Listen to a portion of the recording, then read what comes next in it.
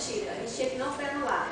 Só que o certo ainda existe, então não haveria nenhuma dúvida, nenhuma necessidade de parecer para possibilitar o retorno. Mas um grupo de 9 ou 10 processos, houve uma comunicação do SERPRO alegando que esse grupo tinha decisão judicial transitada em julgado de indeferimento. O parecer da AGU, ele determina que a SEI acate as decisões judiciais. Para explicar melhor para os senhores, nem era necessário ter esse comando no parecer. A Constituição Federal, ela determina, né, que nenhuma lei, nenhum ato atinja o ato jurídico perfeito, e entre eles a coisa julgada. O que é a coisa julgada?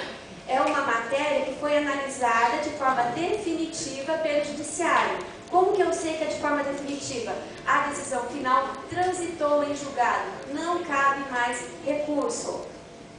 Nós analisamos alguns casos e quando acontece isso, como aconteceu também, a mesma coisa com o BNDES, vou até falar dos dois casos, que o próprio banco, nós analisamos, deferimos a anistia e o banco informou que havia decisão, nós temos que rever. O que aconteceu? Realmente a gente violou a coisa julgada? Essa é a pergunta que nós fazemos. Como é que eu faço isso? Eu verifico a decisão judicial.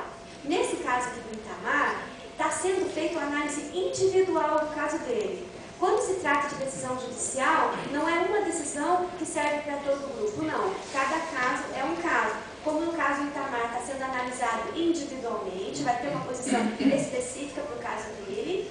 E no caso do BNDES, da mesma forma, vai ser feita uma análise criteriosa sobre essa decisão judicial. E o que nós fazemos lá, eu e a Mônica?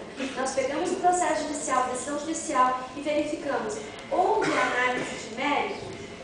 Em outra reunião que nós tivemos aqui, eu usei como exemplo o caso do Jairo, que havia uma decisão transitada em julgado de indeferimento, em que o juiz de primeira instância declarava a Lei 8878 inconstitucional.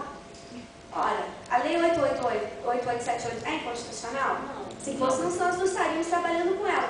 Porque foi uma decisão no processo. Não teve efeito erga omnes, mas por uma infelicidade lá, houve um trânsito em julgado dessa decisão. Nós fizemos um parecer dizendo o seguinte, que essa decisão não afetava a competência da SEI, tá? Que foi uma decisão de primeira instância em que o juiz acatou como prejudicial de mérito a questão da inconstitucionalidade da lei e não analisou mérito. Ou seja, o juiz não analisou mérito. Não tendo decisão de mérito, nós fizemos um parecer reconhecendo o direito de retorno.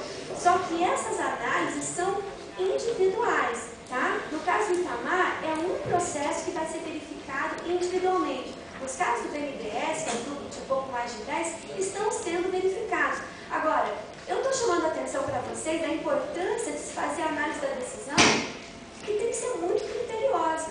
Eu não posso pegar um processo desse e verificar de uma hora para outra. Normalmente, lá no nosso setor passa pela mão de mais de um advogado, para a gente ter certeza se há um impedimento ou não para o retorno. Tá ok? Eu espero, então, dessa forma, ter respondido o questionamento do Itamar.